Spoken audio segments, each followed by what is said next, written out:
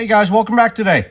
So on this video, we're going to be swapping out the cabin air filter on a 2013 Accord. And real simple, takes you, 5 minutes or so on this one. Other than that, no sense in paying dealership $75 when you can do it for yourself for about $8. So here we go. So basically open up your glove box. So on the Accord, there is a little lever that you have to release on the side here. In order to do that, what you do is you simply push down on it like so. See, and there's like a little tab that holds it in place. Release that.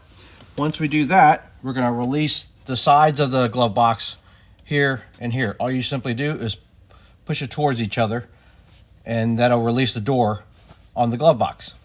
All right, so to release the glove box door, like I said, you simply pull the sides towards each other. Boom. Boom. Then that releases the door. So once we release the door, we have to take the filter door off as well. So in order to do that, there are two tabs as well. One on this side, one on this side. Once again, pull it towards each other to release that door. Boom. And there's no right or wrong side for this one. It's same on both sides, so it doesn't matter how you reinsert it. So then there you go, you see our filter. Simply pull it out, and this one's been in there about 6 months, so you can see it's pretty filthy. So if you've never changed your filter, be ready. So let me grab the new one. So on the new one, you'll see an arrow. The airflow points downward for the filter, and when you reinsert the filter, the rigid side of the filter goes towards the doors.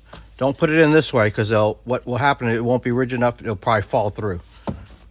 So airflow, point it downward, rigid sides of the filter to the side, towards the doors. Reinsert, boom. And then we'll put the door back on. Simply reinsert. Clicks.